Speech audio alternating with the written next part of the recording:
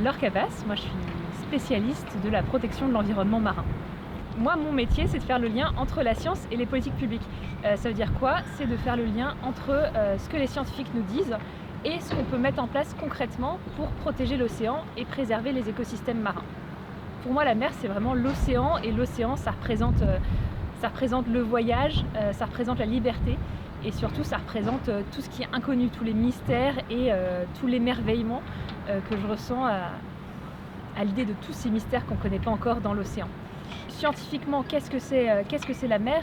La mer, ça commence jusqu'où va la marée la plus haute sur la côte, et ça couvre l'entièreté du globe. Et en fait, on parle de la mer, on parle souvent des océans, mais ce qu'il faut retenir, c'est qu'il y a un seul océan qui est en lien tout autour du globe et qui couvre 70%, c'est-à-dire plus des deux tiers de la planète. Alors ce qu'il faut se rendre compte, c'est que le point le plus profond de la mer, c'est 11 km. C'est la fosse des Mariannes, c'est dans l'océan Pacifique. Il n'y a que 7 personnes qui sont allées jusque-là. Mais la mer, nous, telle qu'on la voit, jusqu'à 300-400 km des côtes des eaux françaises, ça fait souvent maximum 50 mètres de fond. Par contre, après, il y a un talus continental, ça descend brutalement, et en moyenne, ça fait 4 km de fond. Donc c'est vraiment énorme. Il faut s'imaginer que sous 200 mètres de profondeur, il n'y a quasiment plus de lumière. Sous 1000 mètres de profondeur, il n'y a plus de lumière du tout. Donc s'il n'y a plus de lumière, c'est qu'il n'y a plus de nourriture qui se crée. Donc dans l'océan, au global, il fait froid, il fait en moyenne 2 degrés.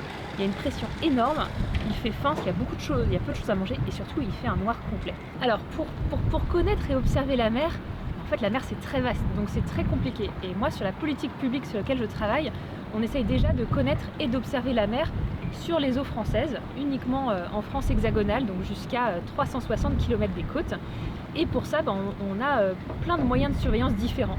Donc on peut avoir par exemple des avions qui tous les 6 ans vont faire des traits en zigzag au-dessus de la mer pour compter les oiseaux marins qu'ils voient, tous les cétacés, donc c'est-à-dire les baleines, les dauphins, mais aussi les déchets. Ça, c'est une façon d'observer la mer. Une autre façon, ça va être de faire à des moments très précis de l'année des rondes sur le littoral pour compter les oiseaux marins qui sont échoués. Et un autre exemple d'observer la mer, ça va être de faire des prélèvements de l'eau de mer pour mesurer les contaminants qu'il y a dedans, la température, la salinité, ou même des sédiments, du sable qui est au fond de la mer, pour voir par exemple s'il y a des contaminants.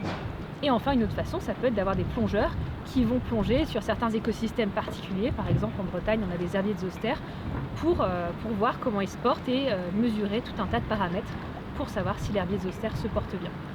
Les herbiers de zostère, les zostères, ça fait partie de la famille des angiospermes, c'est-à-dire c'est des plantes à fleurs, mais qui vivent sous l'eau et qui forment des grands herbiers, donc c'est des grandes prairies sous-marines qui sont très importantes parce que c'est un très bon endroit pour les nourriceries et pour les développements de jeunes poissons.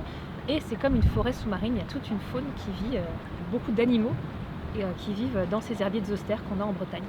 Les oiseaux marins, c'est pas les seuls, mais ils peuvent nous dire beaucoup de choses sur la mer, parce qu'ils vivent. Alors il y en a certains qui vivent près des côtes et qui vont rester au même endroit, mais il y en a d'autres qui vont vivre sur des grandes étendues, qui par moments vont être en Irlande ou même en Laponie et revenir chez nous. Et c'est des espèces qui vivent très longtemps, c'est des espèces qu'on dit longévives, c'est-à-dire qu'elles peuvent témoigner des changements qu'il y a à l'océan, accumuler des contaminants dans leur corps. On observe aussi les interactions entre les oiseaux et les déchets. Est-ce que tous nos déchets plastiques affectent les oiseaux et comment? Donc les oiseaux marins, c'est vraiment des espèces très diverses et qui nous disent beaucoup de choses sur l'océan, les déchets, les contaminants et comment les espèces se portent. Si elles ont par exemple moins de poissons pour se nourrir, les populations vont aussi diminuer. Donc tout est, dans la biodiversité, tout est lié.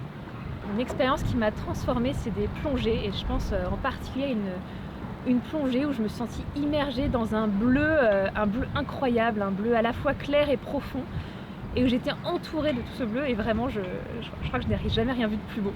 Et c'est ça qui m'a amenée à travailler dans l'océan. Pour le message pour vous, c'est l'océan, c'est passionnant. Quand vous commencez à vous intéresser à un sujet, il y a des tas de choses à découvrir, et vous pouvez découvrir des choses sur les poissons, sur les baleines, sur les courants. Imaginez qu'il y a des courants qui parcourent tout le globe, une goutte d'eau, mais à peu près 1000 ans à parcourir tout le globe. Enfin, tout est fascinant sur l'océan. Et je voudrais porter un message d'espoir, parce qu'il y a beaucoup de choses à faire.